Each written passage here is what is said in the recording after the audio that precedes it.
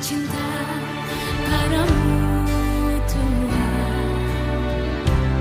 Aku rindu hadiratmu Tuhan. Aku ingin selalu dekat padamu,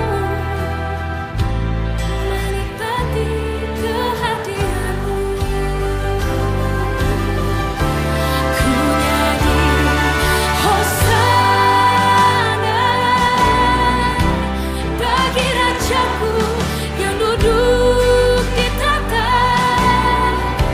Aku muliakan dan ku agungkan, Kau layak disembah. Ku nyanyi Hosana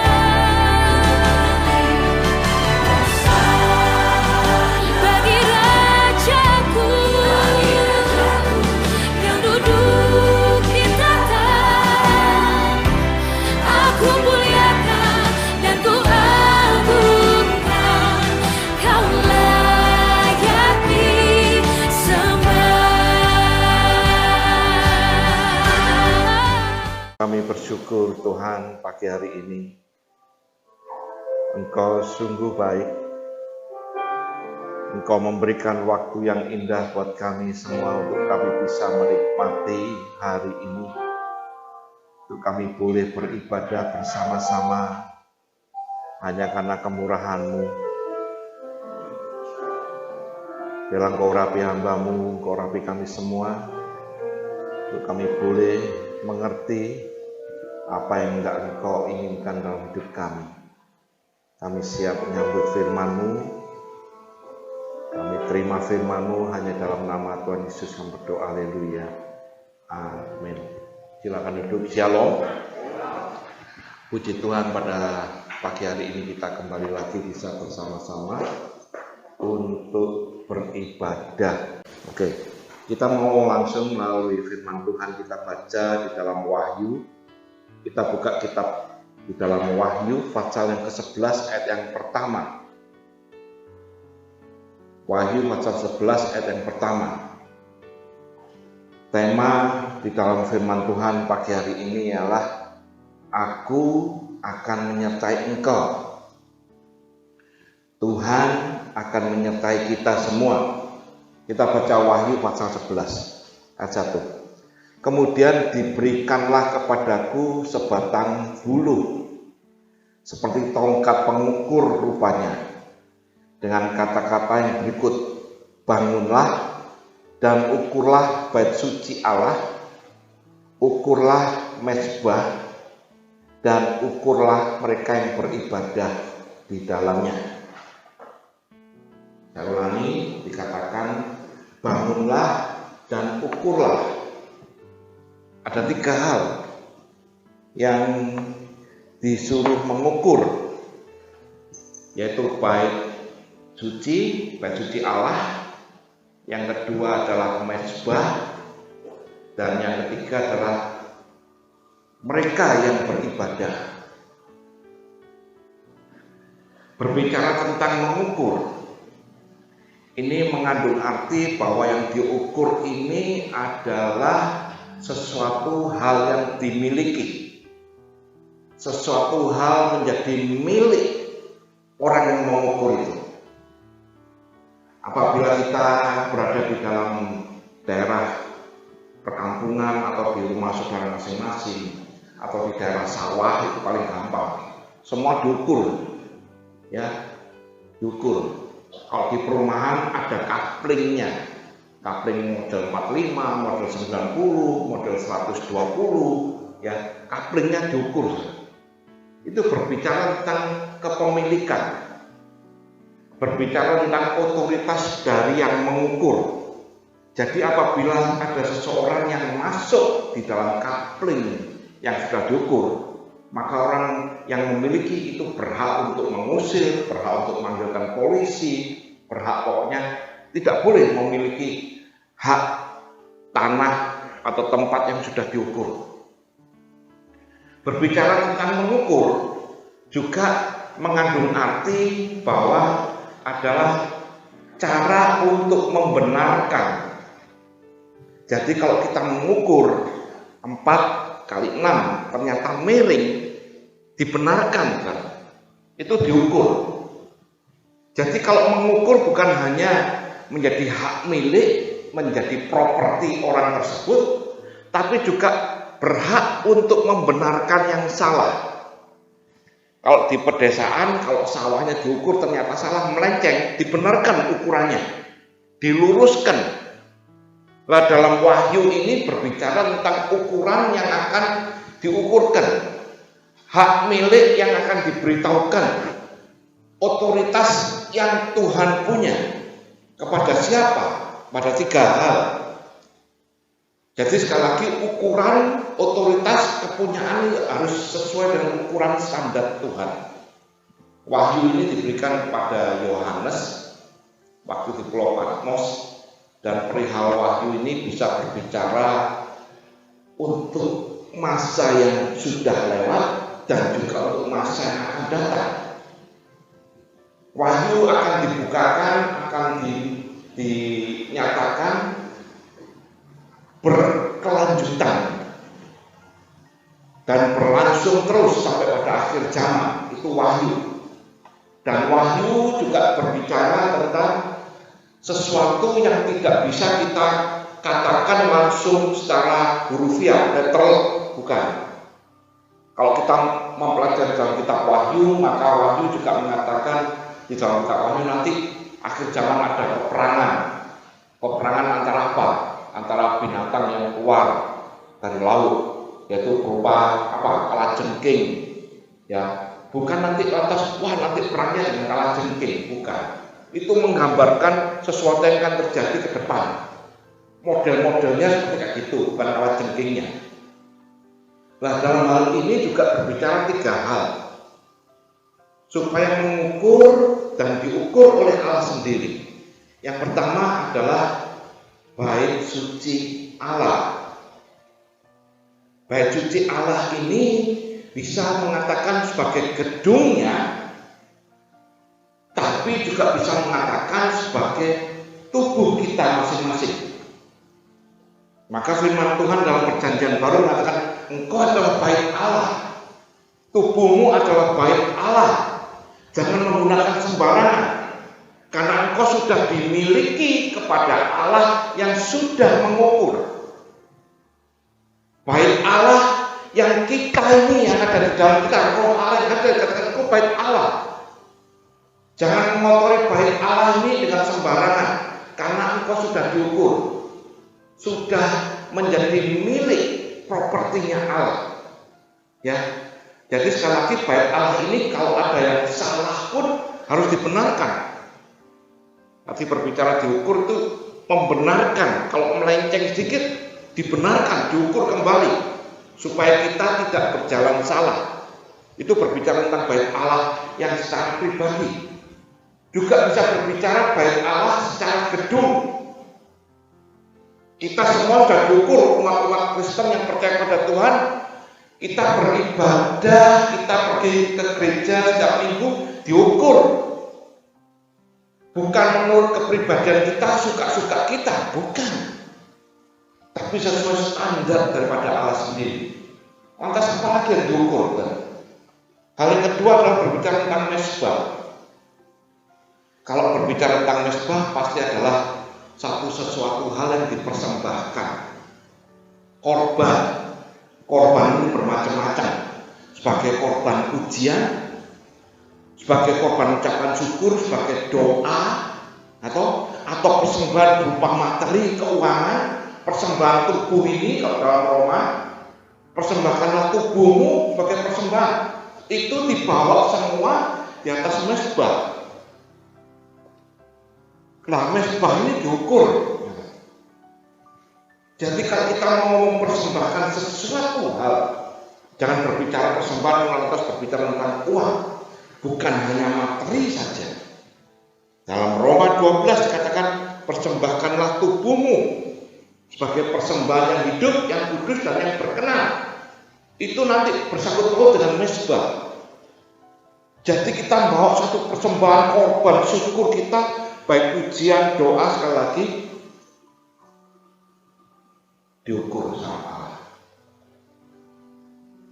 WL, singer, pemain musik, seluruh jemaat, ketika kita memuji menyembah Tuhan, memberikan satu persembahan untuk Tuhan, nggak main-main, ternyata dinilai dan diukur. Kalau salah, dibenarkan. Kalau melenceng, diluruskan kembali. Lantas yang ketiga apa? Dikatakan, dan mereka mengukur juga kepada mereka yang beribadah di dalamnya. Beribadah di dalamnya ini bersangkut paut seluruhnya, menyangkut tentang persembahan, mezbah, menyangkut tentang bait Allah. Jadi kalau kita melakukan katanya, aku mau beribadah, nggak sembarangan. Kenapa sih kok Tuhan memberikan satu statement ini? Di dalam Wahyu memberikan statement benar-benar ukuran benar-benar. Karena ada yang tidak diukur. Coba tampilkan ayat yang kedua. Wahyu 11 ayat yang kedua. Tetapi kecualikan pelataran bait suci yang di sebelah luar, janganlah kau mengukurnya, karena ia telah diberikan pada bangsa lain dan mereka akan menginjak-injak kota suci 42 bulan lamanya. Ini nanti kalau diuraikan berbicara tentang kedatangan Antikris. Tapi dalam hal ini adalah pengukuran yang terjadi. Penilaian daripada Allah berbicara tentang bait suci, baik secara pribadi maupun secara berjemaat, berkelompok, oikomini, diukur. Juga persembahan mezbah yang akan diukur oleh Allah. Juga cara beribadahmu diukur. Nah, saya akan bahas tentang ibadah. Banyak orang yang akan menganggap segala sesuatu itu adalah ibadah. Menghormati orang tua ibadah enggak? Ibadah. Memberikan amal yang baik itu ibadah enggak? Ibadah. Mengajar di sekolah merupakan satu tindakan ibadah enggak? Ibadah. Apalagi yang dimaksud ibadah ini yang bagaimana? Kita harus tahu. Kita harus mempelajari arti kata asal usul ibadah itu sendiri. Ibadah berasal dari kata Ibrani, juga dari kata Yunani. Dari kata Ibrani abodah. Artinya abodah ini adalah sesuatu hal seorang yang mengerjakan pekerjaan. Ya, perhatikan ya. Yang mengerjakan pekerjaan, yang meresponi atas mengambil tindakan pekerjaan dan ditujukan kepada dewa dewi. Itu abodah. Pada awal mulanya orang yang punya abodah itu ibadah dalam arti sesungguhnya. Mereka melakukan segala kegiatan pekerjaan yang ditujukan kepada dewa dewi. Tapi pada kelanjutannya maka mereka melakukan semuanya ini ditujukan pada Allah yang tunggal. Dan mereka melakukan yang namanya pekerjaan apapun juga harus ditujukan kepada Allah yang tunggal. Itu dalam bahasa Ibrani. Kalau dalam bahasa Yunani, latreia. Latreia lantas berkembang jadi liturgia. Liturgi beda dengan yang kita kenal sekarang. Liturgi itu apa, Om? Liturgi itu kan tatanan ibadah, bukan. Arti kata liturgi sesungguhnya itulah seluruh kegiatan yang dikerjakan untuk memuliakan nama Tuhan. Itu liturgia. Nah, asal kata latreia yang dari liturgia itu juga artinya abodah, ibadah. Seseorang yang mempunyai pekerjaan sebagai budak atau hamba melakukan respon pekerjaan ini, pelayanan ini yang ditujukan kepada dewa dewi. Khususnya kalau dalam Yunani, dalam zaman Yunani, itu seni, budaya, politik itu nomor satu di dunia mereka. Dan yang namanya latria ini, mereka melakukan satu pekerjaan, mempersembahkan yang terbaik kepada apapun juga yang mereka ditentukan. Mereka sebagai para atlet olahragawan, mereka melakukan ini maka dianggap latria.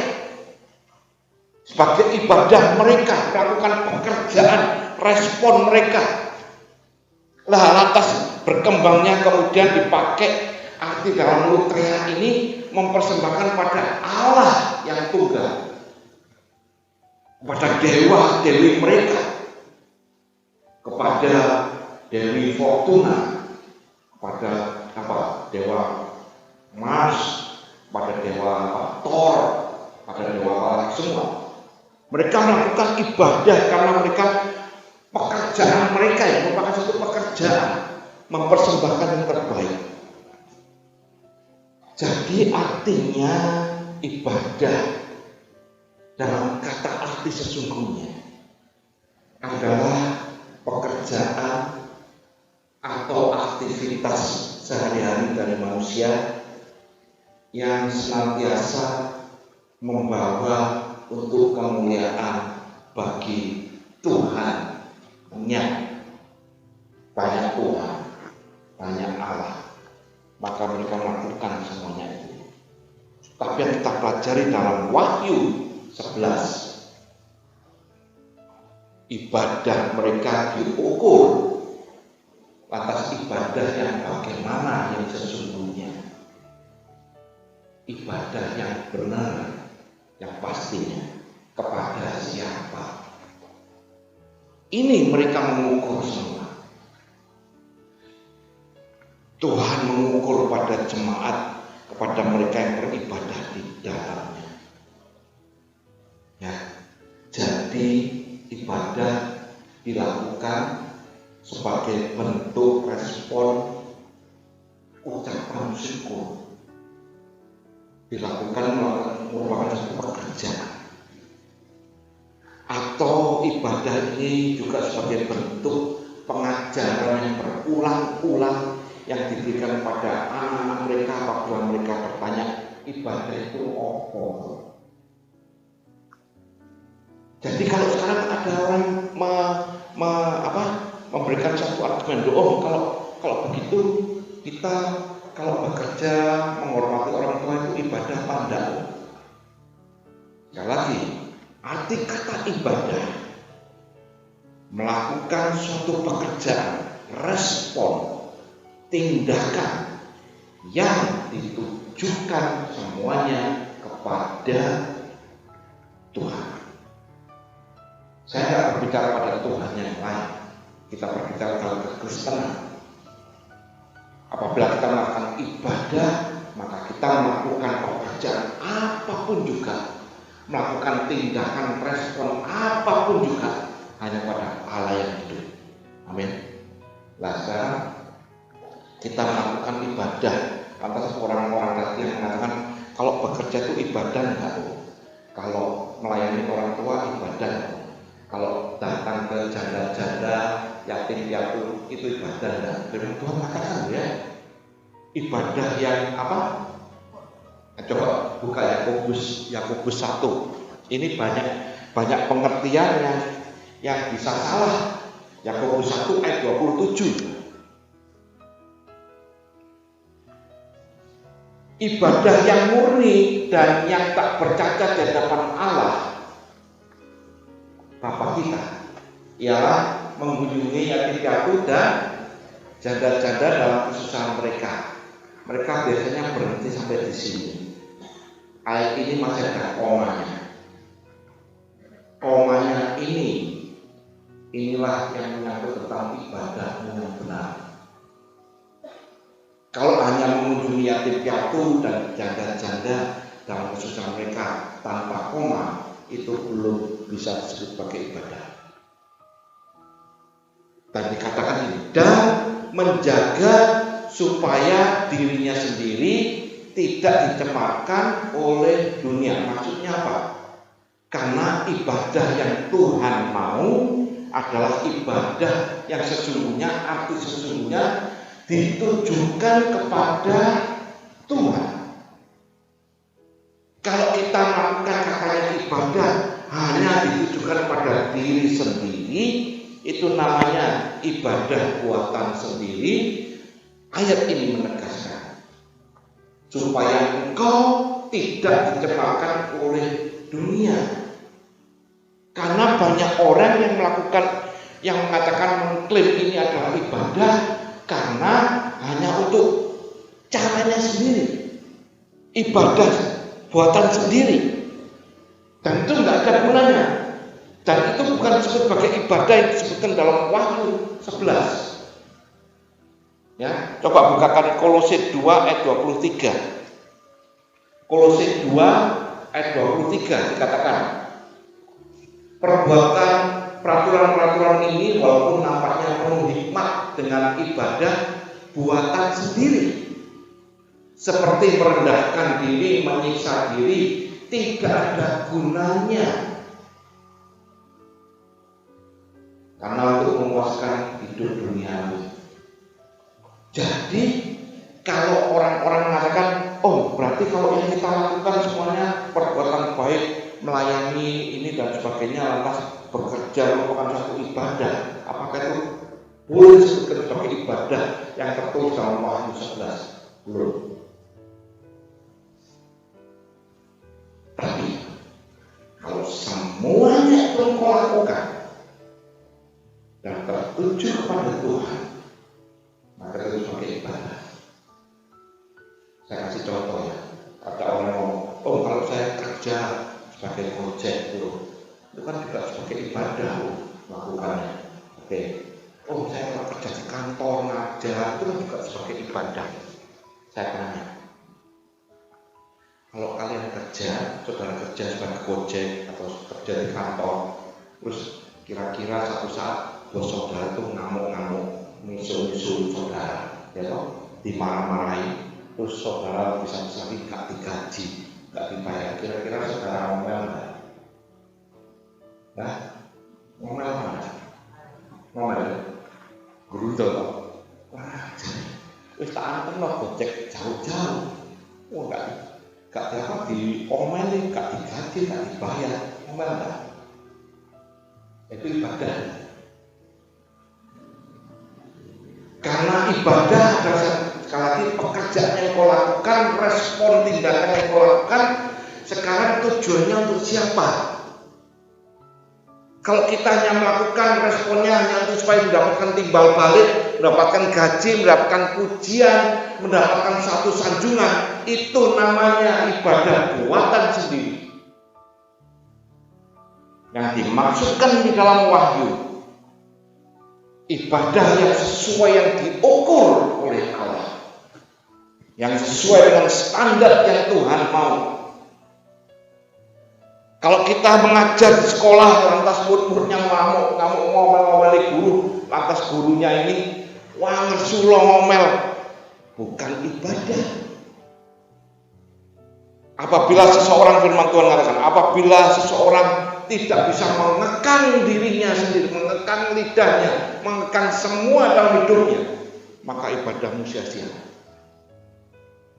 Wah, berarti ibadah ini susah? Enggak.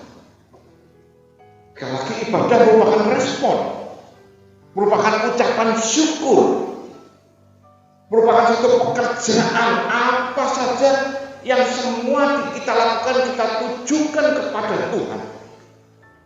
Firman Tuhan mengatakan, apa saja yang kau kerjakan, apa saja yang kau lakukan, lakukanlah semuanya itu seperti untuk Tuhan.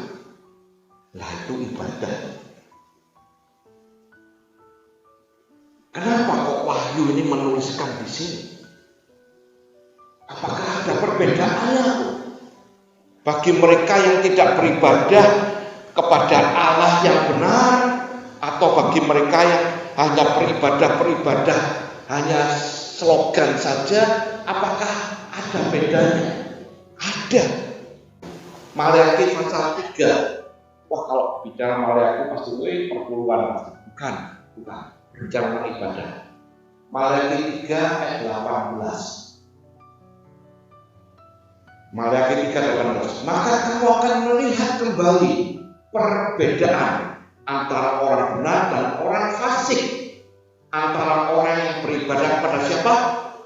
Kepada Allah, dan orang yang tidak beribadah kepada Allah atau beribadah buatan sendiri. Beda. Sekali lagi diukur tadi. Allah akan mengukur setiap perbuatanmu, setiap apapun juga yang kau lakukan. Sekali lagi ini ayat ini mengatakan beribadah kepada Allah yang benar. Beribadah kepada Tuhan yang benar. Respon atau ucapan syukur yang ditujukan kepada Allah, bukan untuk mencari pujian, bukan untuk mencari gaji sebagai mamon, bukan. Tapi ibadah yang ditujukan kepada Tuhan, kepada Allah yang hidup. Mengunjungi yatim piatu boleh, membantu, menghormati, mengajar di sekolah boleh, membantu janda-janda yang memerlukan sangat bagus. Tapi semuanya harus tertuju kepada Tuhan. Kalau sudah mengunjungi yatim piatu, janda-janda, terus ada yang ngomel, ada yang mengkritik kita bersyukur. Jangan sampai kita ngomel. Kalau ngomel lagi berarti ibadahmu sia-sia. Ya. Lantas tempatnya beribadah di mana? Tadi yang dalam Wahyu tadi katakan di bait suci Allah. Kita ini bait suci, bait Allah. Secara pribadi, tapi secara congregation bersama-sama, inilah bait suci Allah. Maka dalam firman Tuhan Paulus menegaskan jangan sekali-sekali meninggalkan pertemuan ibadah bersama, congregation. Nah, kalau sakit gimana? Boleh ibadah di rumah. Apalagi zaman sekarang ibadah online kan boleh. Kalau dalam keadaan emergency, kau boleh melakukan ibadah dalam rumah. Tapi kalau sudah diizinkan, lantas kita boleh beribadah, masih punya alasan macam-macam, namanya kau tidak mau diukur. Kenapa kok Tuhan mengukur sih? Sekali lagi Maleakhi ada perbedaan. Bagi mereka yang diukur masuk dalam lingkungan ukuran Allah, menjadi milik Allah, menjadi propertinya Allah, pasti ada perlindungan spesial, pasti ada penyertaan yang spesial.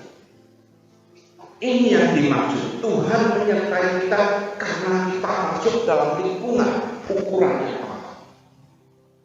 Lantas sekali lagi kita beribadah kepada siapa? Ya kepada Tuhan yang benar. Bukan kepada ibadah hanya untuk mencari nama. Bukan hanya ibadah hanya di mulut. Firman Tuhan juga mengatakan mereka yang tidak bisa mengekang lidahnya itu ibadahnya sia-sia, dan mereka juga yang melakukan perkumpulan sebagai mereka mengatakan sebagai ibadah, tapi mereka melakukan hal yang salah. Maka dikatakan dalam firman Tuhan, mereka melakukan ibadah, tapi mereka menolak kuasa ibadah itu. Entah ibadah ini bagaimanapun, ibadah yang sesungguhnya adalah membawa sesuatu yang indah, mempersembahkan segala macam hal, pekerjaan apapun juga kepada Tuhan.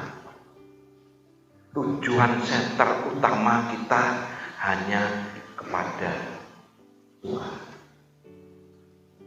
Engkau datang, kita semua melayani, kita semua memuji-muji Tuhan, menyembah Tuhan, berdoa. Kalau tujuan sasarannya salah, firman Tuhan menegaskan dengan keras, mereka menolak kuasa ibadah. Kuasa ibadah itu apa? Di dalam Wahyu kita akan baca. Yang sudah menjadi miliknya Allah, yang sudah diukur menjadi propertinya Allah, Tuhan berlindung atas berkat-berkat dalam ibadahnya. Tahu kalau berbicara tentang berkat, maka orang akan berpikir bahwa berkat ini adalah uang, harta, kenyamanan, dan sebagainya. Itu sebagai berkat katanya. Tapi firman Tuhan juga mengatakan demikian. Apabila engkau tidak beribadah, ibadah yang sesungguhnya mengalami aniaya. Wah, ini berkat kok. Iya, berkat. Coba bukakan dulu 2 Timotius 3 ayat 12. 2 Timotius 3 ayat 12. Memang setiap orang yang mau hidup beribadah di dalam Kristus Yesus akan menderita. Gak enak kalau saya ibadah, gak gugur. Mengalami aniaya, menderita aniaya, bukan karena mencuri, bukan karena menipu, tapi benar-benar engkau melakukan sesuatu pekerjaan yang baik hanya untuk kemuliaan nama Tuhan, maka kau diejek, kau dianiaya, merupakan berkat. Saya ambilkan contoh di mana tokoh ini yang sering kita ambil contoh, yaitu Ayub dan Daud. Ayub dikatakan orang yang saleh yang beribadah kepada Tuhan. Ayub mengalami berkat secara jasmani yang berlimpah-limpah. Tapi Ayub juga mengalami yang dikatakan ini menderita. Dari atas kepala sampai kakinya menderita sakit. Tapi sekali lagi Ayub melakukan respon semua tindakannya hanya untuk kemuliaan nama Tuhan. Arti dan kata ibadah itu sendiri. Ayub mengalami sakit, tapi dia tetap responnya pada satu tindakan ibadah yang sesungguhnya. Maka di dalam Ayub 42 ayat yang pertama, ini gambaran Ayub sebagai kata-kata yang mengandung makna ibadah. Ayub 42 ayat yang pertama. Maka jawab Ayub kepada Tuhan. Yang kedua, aku tahu bahwa engkau sanggup melakukan segala sesuatu dan tidak ada rencanamu yang gagal. Ayub mau percaya di dalam situasi masalah apapun juga dia melakukan respon pekerjaan dan dia mengerti kalau dia sekarang ini lagi diukur, yang meleset sedikit diluruskan, yang kurang sempurna disempurnakan. Dan Ayub menyadari ini tindakan ibadah yang sesungguhnya. Aku tahu bahwa engkau sanggup melakukan segala sesuatu. Aku tahu engkau tidak akan gagal rencanamu dalam hidupku. Engkau sudah mengukur aku tidak akan gagal. Engkau mengetahui segalanya. Bahwa Ayub menyadari. Maka ketika dia melakukan semuanya ini, maka Tuhan katakan, inilah orang yang kasih. Inilah orang yang benar-benar beribadah kepada Tuhan yang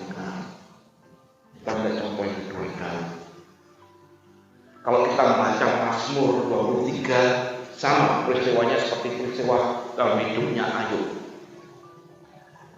Ayat 1 sampai ayat yang ketiga itu yang paling disenangi oleh orang-orang Kristen ketika membaca Mazmur 23. Oleh kiri padang rumput hijau, oleh kanan padang rumput hijau. Ketika berjalan dibawanya pada air yang tenang. Wah, enak bagi orang Kristen. Itu memang berkat yang luar biasa. Tapi nggak berhenti di situ. Ucapan Daud sama seperti maknanya dengan ucapan Ayub. Mulai ayat yang keempat. Coba tampilkan Mazmur 23 ayat yang keempat. Dikatakan demikian. Sekalipun aku berjalan dalam lembah kekelaman, aku tidak takut bahaya, sebab Engkau besertaku. Padamu, gadamu dan tongkatmu itulah yang menghibur aku. Berhenti sini dulu. Melewati lembah kekelaman, berkat dari ibadah, Ayub disertai Tuhan. Jatuh, tapi tidak sampai tergeletak. Dibangunkan, dibangkitkan kembali karena Tuhan sendiri yang mengukur. Tuhan sendiri yang menggaris. Beberapa saat lalu saya memberikan renungan. Tuhan yang memiliki garis, di mana anak-anaknya akan memiliki garis yang sejahtera, garis-garis berkat. Ayub mengalami. Di dalam menderita dia katakan, aku tahu Tuhanku tidak pernah gagal. Karena aku masuk dalam hitungan yang sudah digaris, yang sudah diukur. Daud juga sama. Mengalami di dalam lembah kekelaman sekalipun nggak takut. Kenapa? Katakan, sebab Engkau besertaku. Penyertaannya selalu ada. Ayat yang kelima dan yang keenam. Kita katakan demikian. Engkau menyediakan hidangan bagiku di hadapan lawanku. Engkau mengurapi kepalaku dengan minyak, pihakku penuh melimpah. Ayat yang keenam. Ini adalah ucapan dari Daud yang katakan, inilah makna dari ibadah yang sesungguhnya. Kebajikan dan kemurahan, berkah akan mengikuti aku. Seumur hidupku aku akan ada dan akan diam dalam rumah Tuhan sepanjang masa. Daud melakukan ibadah yang sesungguhnya dalam keberkatan jasmani yang melimpah, dalam lembah yang kelam sekalipun Tuhan menyertai. Rencana Tuhan tidak pernah gagal. Tuhan selalu mengukur perbuatan langkah kita. Apabila kita berjalan pada jalan yang salah, maka dibenarkan. Yang namanya dibenarkan ini pasti kalau ada yang salah. Makanya kalau ada orang yang, aduh aku ditahu Tuhan, jangan mungkin ada yang salah. Dibenarkan karena engkau diukur sama Allah. Bukan berarti Allah jahat. Waduh, Tuhan menghukum saya. Bukan. Tuhan meluruskan jalan yang salah, tapi dia membalut engkau. Dia menyertai engkau. Maka Daud mengatakan demikian. Maka orang kita mengatakan ada perbedaan, ada.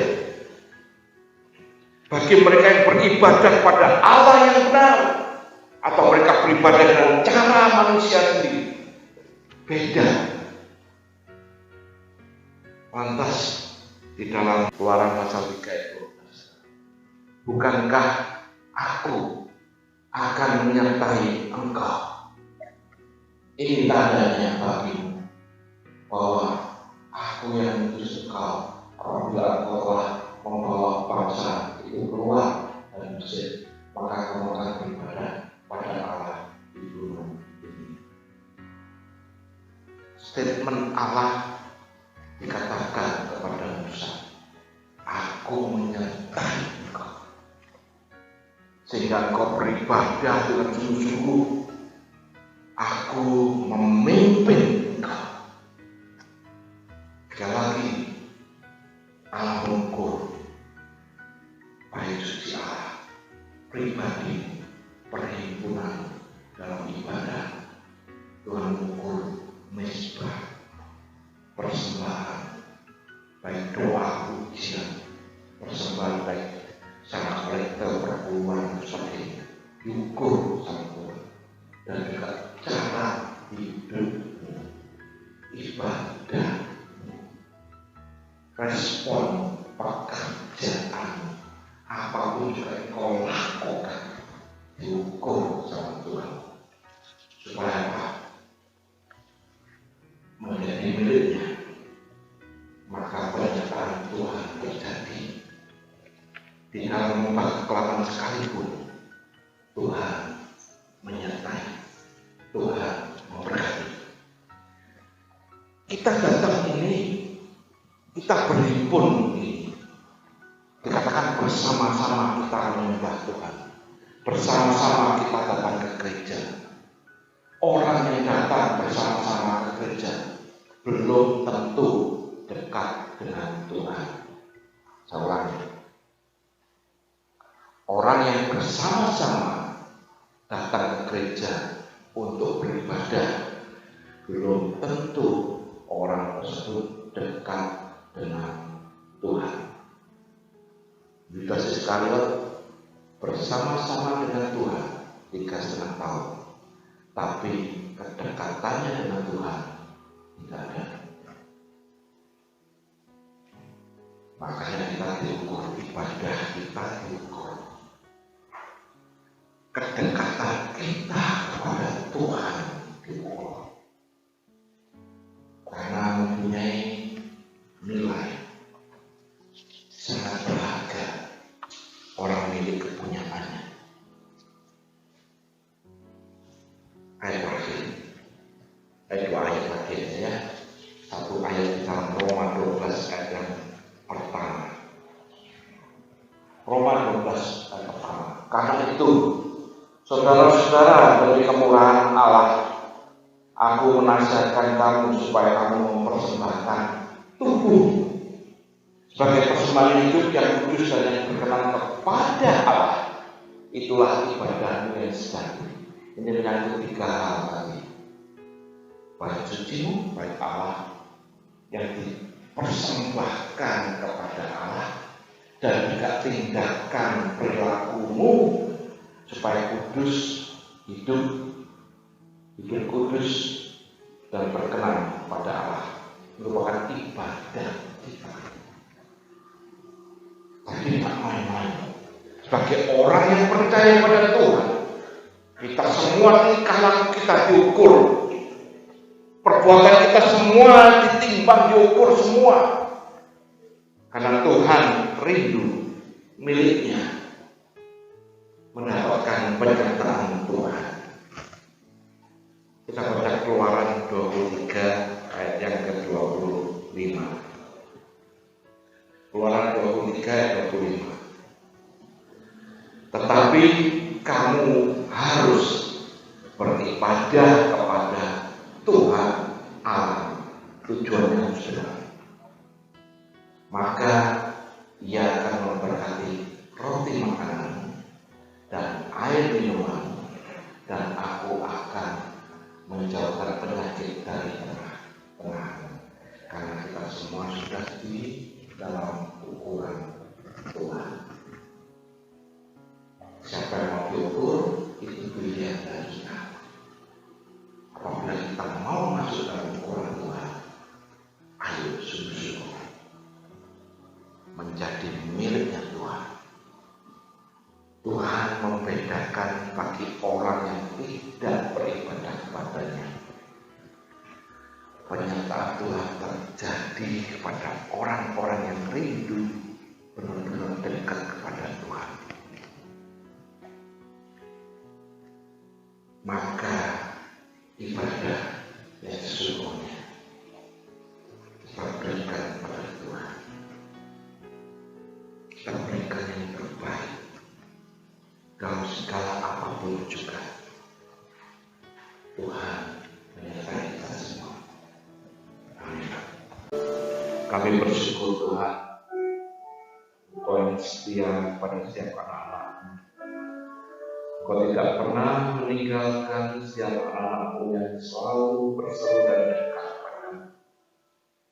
Engkau selalu memperhatikan, Engkau selalu menyertai, karena kami sebagai umat-Mu yang rindu dan memberikan yang terbaik, beribadah di dalam-Mu, maka Engkau mengukur kami, Engkau menyertai kami, Engkau melindungi kami, bahkan berkat-Mu melimpah untuk kami. Terima kasih Tuhan. Kami bersyukur pagi hari ini, biarlah firman menjadi kekuatan dan menjadi satu peringatan bagi kami. Kami tidak meninggalkan Engkau, tapi kami terus dekat kepada-Mu, terus melakukan segala kegiatan kami yang kami tujukan hanya bagi-Mu. Terima kasih Bapak, Kau memberkati kami supaya kami dapat berpisah pulang. Tapi saat ini juga kami ingat saudara-saudara kami yang dalam keadaan sakit, dalam keadaan tubuh yang kurang sehat, tapi kami percaya tangan-Mu juga terulur, tangan-Mu menjamah mereka hanya di dalam nama Tuhan Yesus Kristus. Biarlah mujizat-Mu terjadi, biarlah Kau menjamah, Kau memulihkan, Kau menyembuhkan. Terima kasih Tuhan. Maka sekarang tangan-Mu juga terulur buat kami, memberkati kami semua. Maka kami mengangkat tangan kami berserah kepada-Mu, maka Engkau turun tangan buat kami. Maka sekarang sedang cepat dikasih Tuhan, pulanglah dan terimalah berkat, terimalah kasih, terimalah sukacita, damai sejahtera yang daripada Allah Bapa, di dalam cinta kasih-Nya Tuhan Yesus Kristus, serta dalam persekutuan Roh-Nya yang kudus, selalu menyertai kau, selalu menjaga, melindungi, bahkan memberkati engkau, mulai saat ini sampai Maranatha Tuhan Yesus datang kedua kalinya. Biar kita menerima semua berkat ini hanya di dalam nama Tuhan Yesus Kristus, dan biar kita semua yang percaya dan berkatakan amin. Ada pengumuman. Yang pertama, untuk sementara ini segala kegiatan baik kaum muda, sekolah minggu, kaum pria, kaum wanita masih dikosongkan. Ibadah Jumat doa juga masih dikosongkan. Kita hanya mengadakan ibadah jam 9 pagi dan jam 5 sore, ya. Dan juga untuk mereka yang ada masjid, mereka mengatur jadwal mereka sendiri.